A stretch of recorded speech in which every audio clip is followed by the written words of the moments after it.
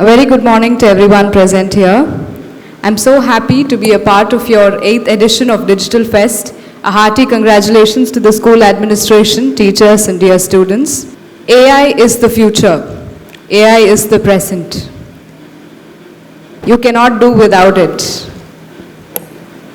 Today, a lot of jobs have been taken over by AI. Earlier, to write a news article or a segment of creative writing, you had to think hours of thinking, and hours of creative writing will produce an article. But today, in a matter of seconds, you just type in a prompt and the article is ready. That is AI for you. That is the world we live in, and that is the world we have got to accept. I was very happy when I heard from your principal that the world of coding has already been introduced to you from 2017. A very rare opportunity that students would usually get in other parts of the country and other parts of the world. I'll tell you how AI is used in district administration today.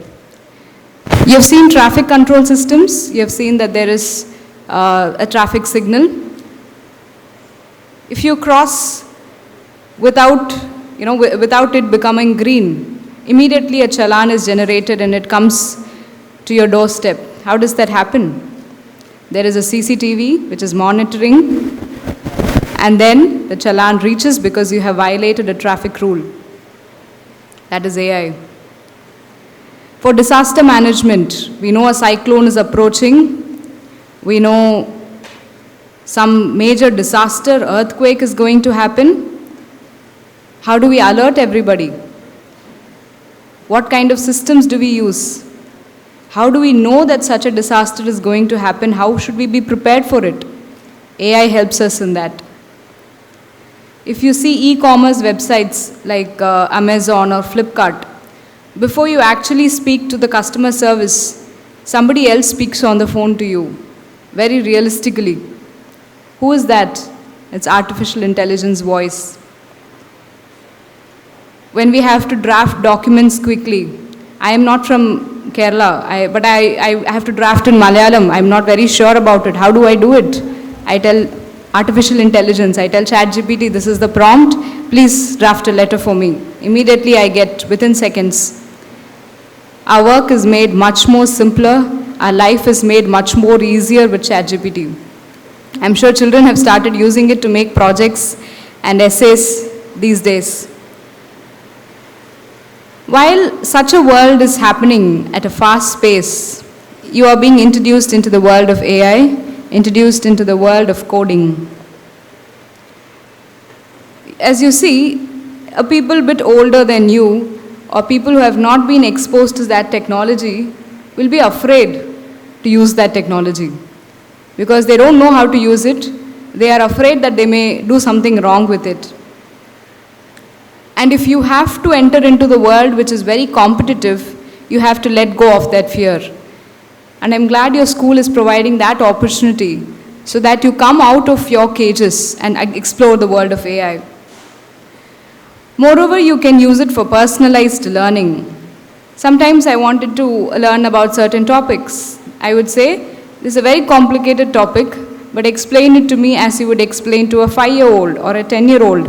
And then you get that kind of explanation, a very, very simplistic explanation. Very difficult economic concepts I have learned through that. So it helps in personalized learning according to each one's understanding.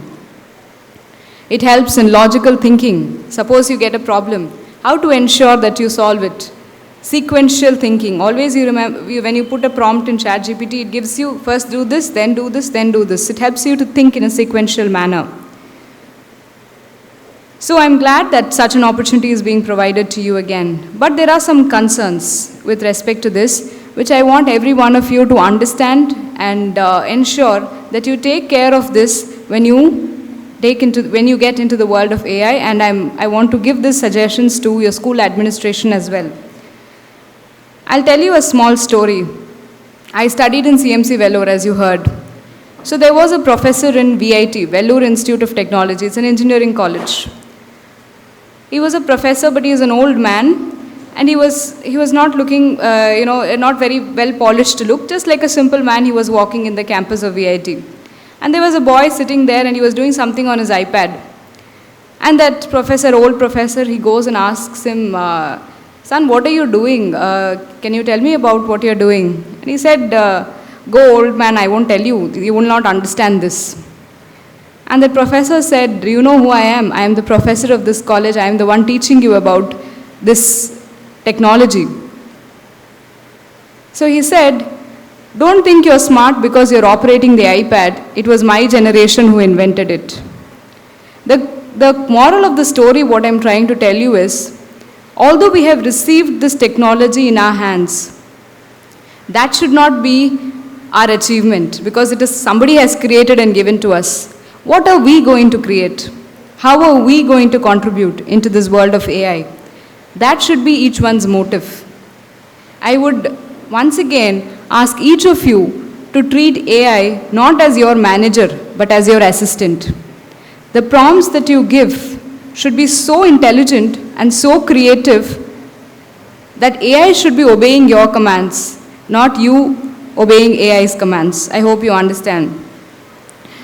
When I was young, around like second standard or third standard, abacus was a big fad. I don't know if that era was past now, I think.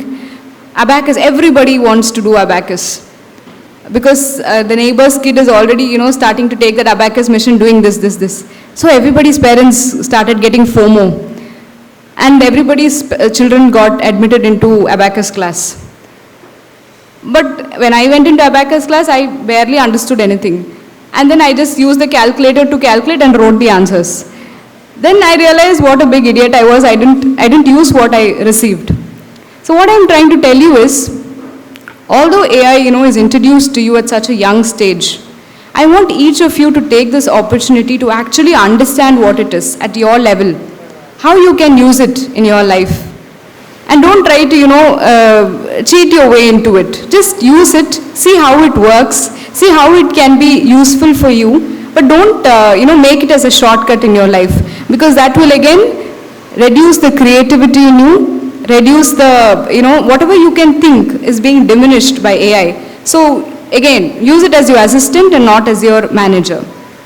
And prolonged screen usage, again, it is a very big problem. It will cause eye-related issues.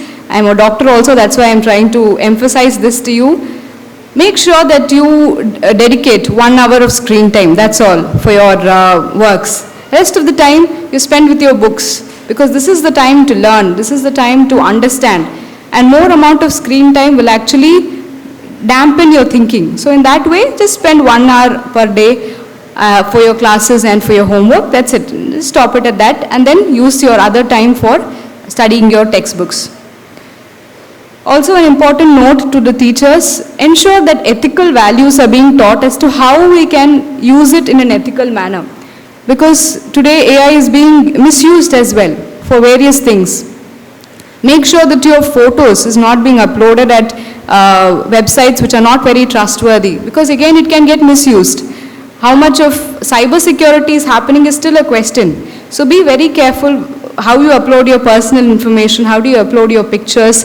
It is extremely important that you take note of that. So AI is the future, but there are concerns that you need to practice well before you get into the world and ensure that you have a bright future. Thank you very much.